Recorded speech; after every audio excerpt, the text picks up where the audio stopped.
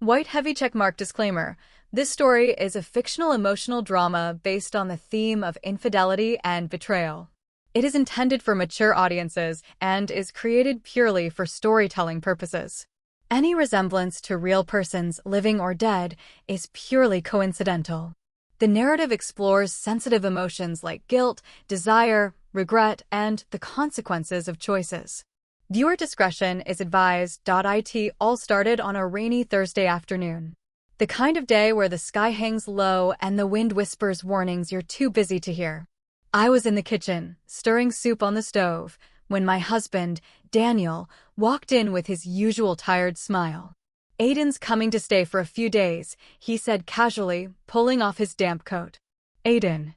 His cousin. I had only met him once at a family reunion 2 years ago, quiet, polite, and, if I was being honest, painfully attractive. But he was family. And more importantly, he was Daniel's favorite cousin, more like a brother than anything. So I didn't question it.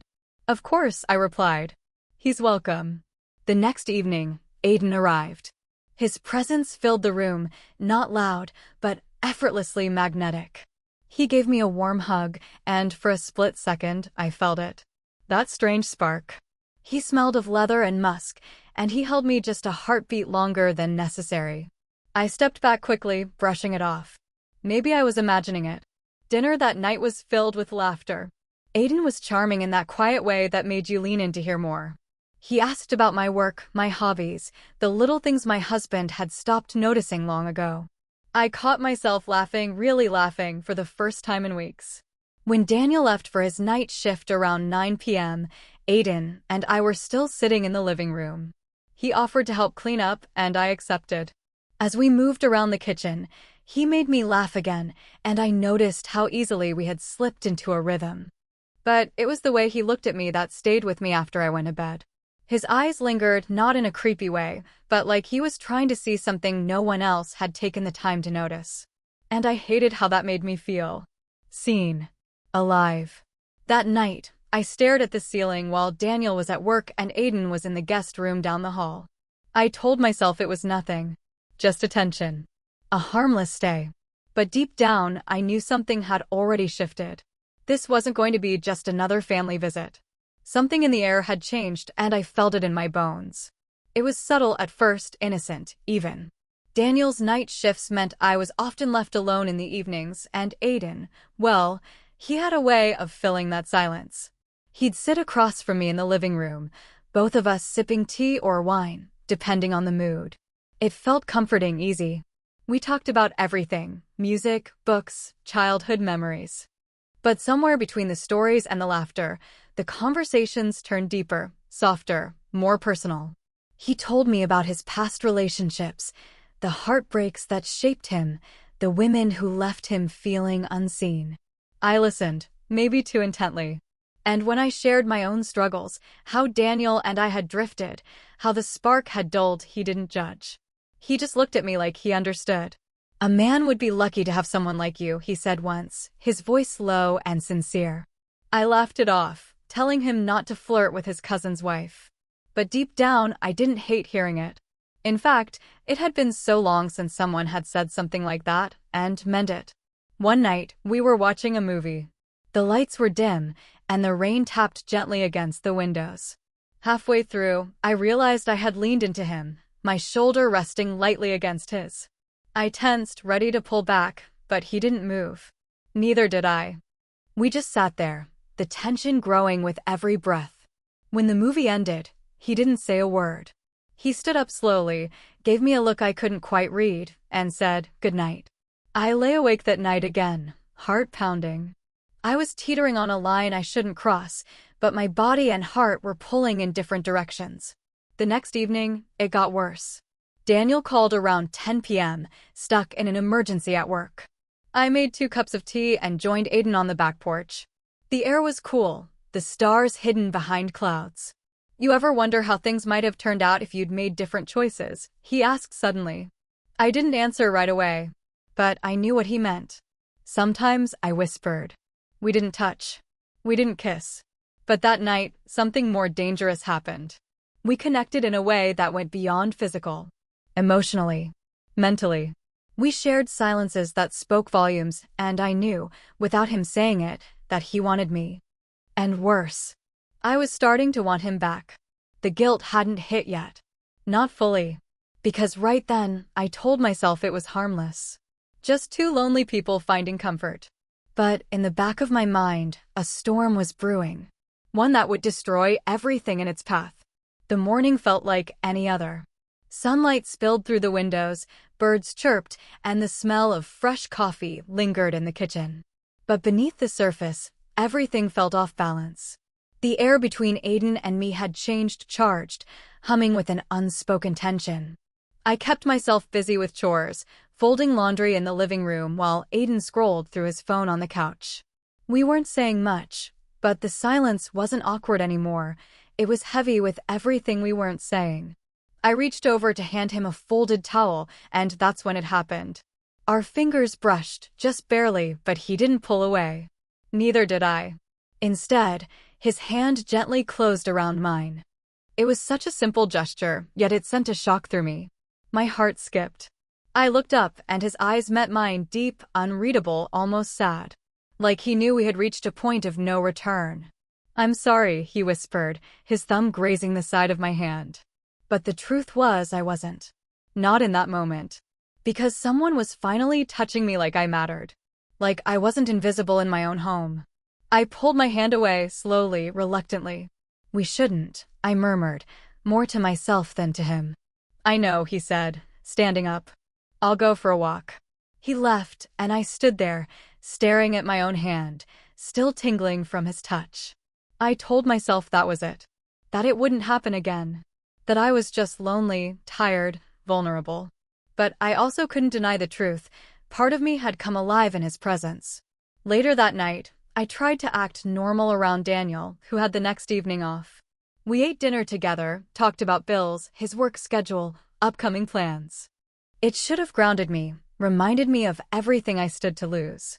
But every time I looked at him, all I could think of was how differently Aiden had touched me. How gently. How intentionally. That realization made my stomach twist with guilt and something worse. Desire. I found myself avoiding Aiden the next day, keeping doors closed, making excuses to stay in my room. But he didn't push. He gave me space. That made it harder, not easier. Because it showed me that he wasn't reckless, he was waiting. And I hated how much I wanted him to keep waiting. One touch. That was all it took. Everything wasn't ruined yet, not completely. But the cracks were forming fast, and I was standing too close to the edge. I thought I was still in control. But deep down, I knew I was already falling. The rain returned that night, soft at first, then pounding against the windows like a warning. Daniel had just left for another late shift, pressing a tired kiss to my forehead before grabbing his umbrella and heading out into the storm. I closed the door behind him and leaned against it, breathing in the silence. The house felt bigger somehow, emptier, but I wasn't alone. Aiden was upstairs. I could hear the faint sound of music from the guest room. I told myself to stay in my room, to read, to sleep, anything but engage. I even opened a book and forced my eyes to scan the pages. But the words blurred. My mind kept wandering to him. His touch. His voice.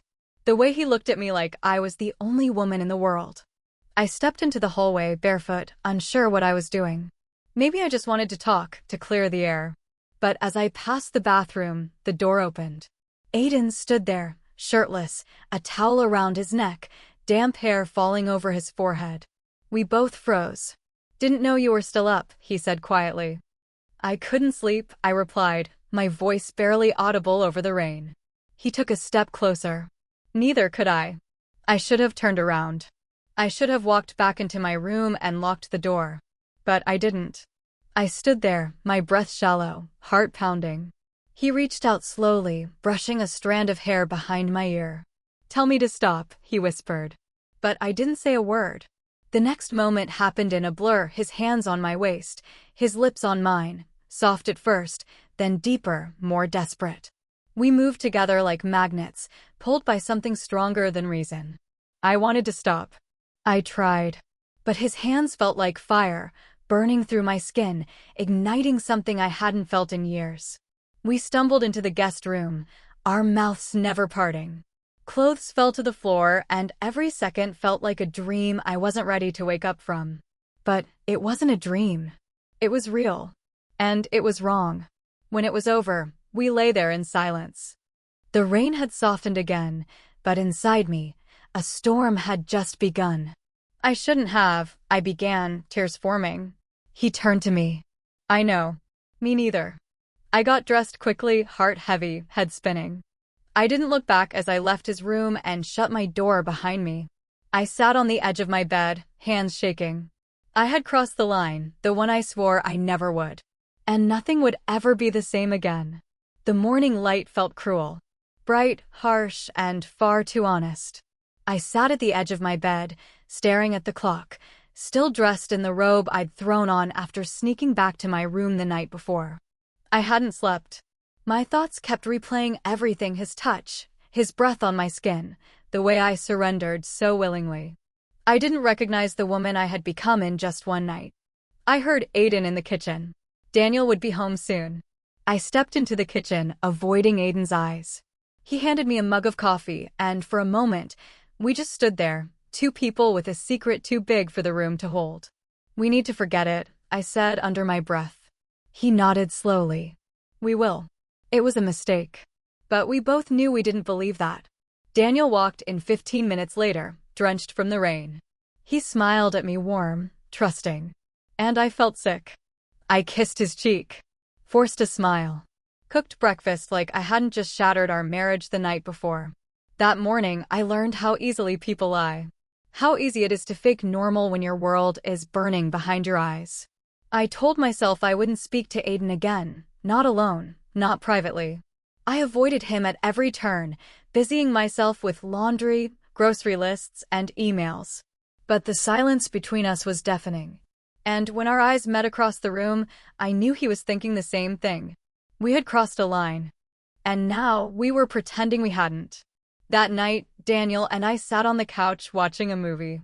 He rested his head on my shoulder, and I wanted to weep. He had no idea what I'd done. No idea that just 2 rooms away, his own cousin knew parts of me Daniel hadn't touched in months. I cried quietly in the shower, letting the water hide my shame. But the worst part wasn't the guilt. It was the want. Because even after everything, part of me still wanted Aiden. The memory of his touch haunted me.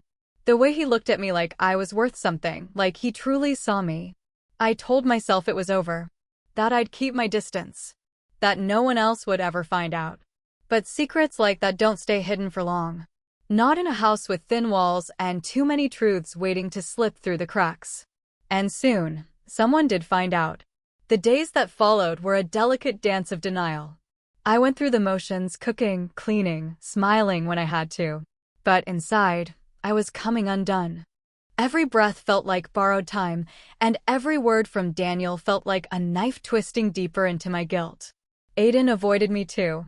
We were like strangers now, forced to coexist under one roof. The silence between us was different. It wasn't charged with desire anymore. It was thick with shame.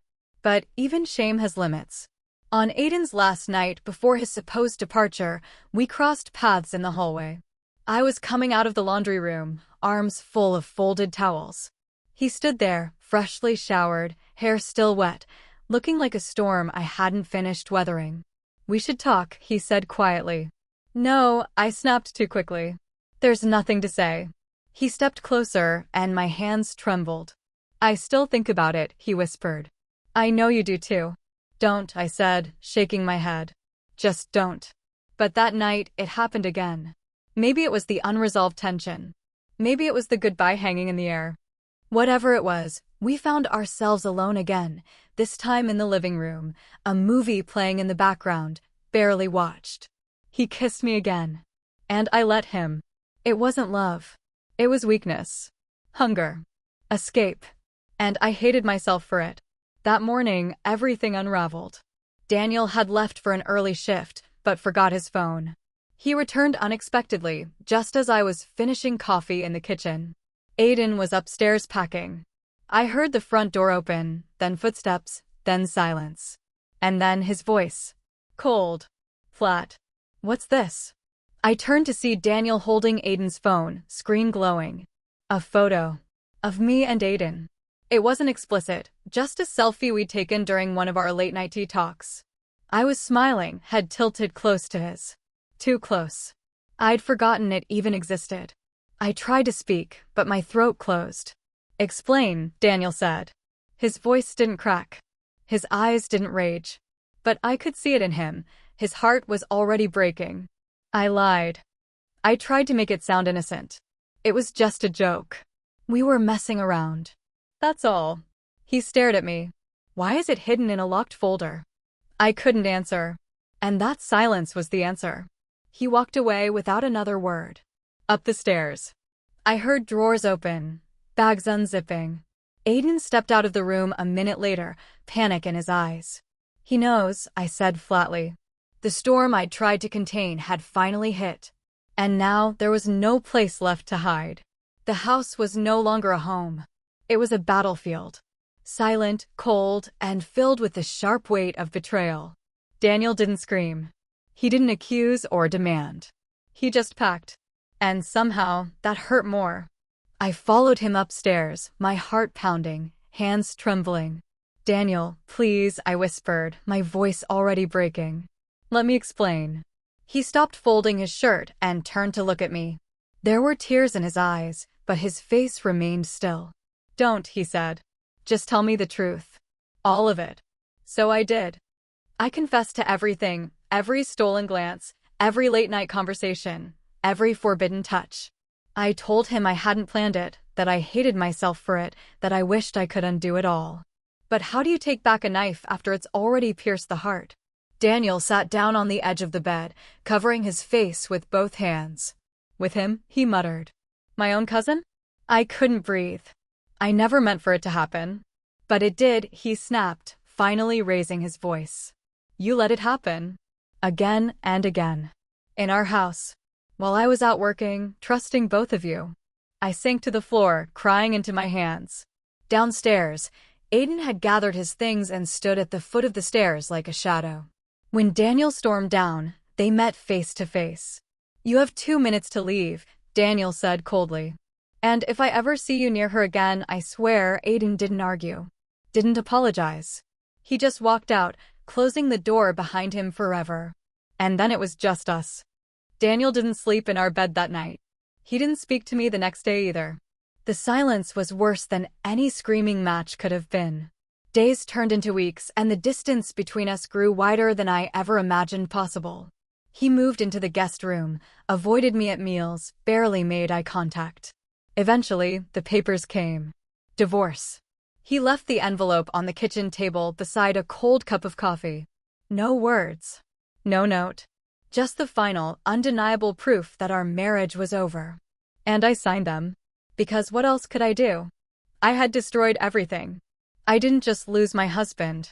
I lost my best friend. My partner. The man who once saw forever in my eyes. And for what? A few moments of feeling wanted? I traded a lifetime of love for temporary attention. And now, I had to live with that choice. Alone. In the ruins of the life I once called mine. 8 months. That's how long it's been since Daniel walked out of my life. 8 months since I stood in our kitchen, watching him toss his wedding ring onto the counter without a word. I still remember the sound it made, like finality, like something breaking that could never be put back together. People think time heals. But time doesn't heal betrayal. It just dulls the edges until you learn to live with the cut. I've moved into a small apartment now. 2 bedrooms, quiet neighborhood, nothing like the house we once shared. The walls here are blank. No wedding photos. No memories. Just silence. Sometimes I sit on the balcony, staring out at the street below, wondering what Daniel's doing now. If he's found peace. If he's found someone else. If he ever thinks of me with anything but disgust. And Aiden? He disappeared. Deleted his social media. Changed his number. He left without a trace, as if the damage he caused could be erased that easily. But I'm the one who let it happen. I've played that night over in my mind hundreds of times. If I had just walked away. If I had said no. If I had reminded myself of the man I'd promised to love forever. But I didn't. Because in that moment, I wasn't thinking about forever. I was thinking about the ache in my chest, the emptiness in my marriage, the hunger to feel something, anything, that made me believe I was still alive. And Aiden gave me that. But he also took everything else with him when he left. I lost Daniel. I lost his family. I lost the version of myself I used to be proud of. Now, I wake up each day with the weight of that night pressing against my chest. I've tried therapy, journaling, prayer. Some days, I feel strong enough to breathe. Other days, I crumble in the shower, overwhelmed by the memory of his touch and the wreckage it left behind. I don't blame Daniel for leaving. If the roles were reversed, I would have done the same. Sometimes I wonder if I'll ever find love again. But then I stop myself. Because before I can ask someone else to trust me, I have to learn to forgive myself first. That's the hardest part. Not the loneliness. Not the judgment. The shame. The way one night, one decision, can echo for the rest of your life. So now I live with it. Quietly. Honestly. I don't chase distractions. I don't numb the guilt. I carry it. Because that's the price of betrayal. And some mistakes don't deserve closure. Only acceptance. 82.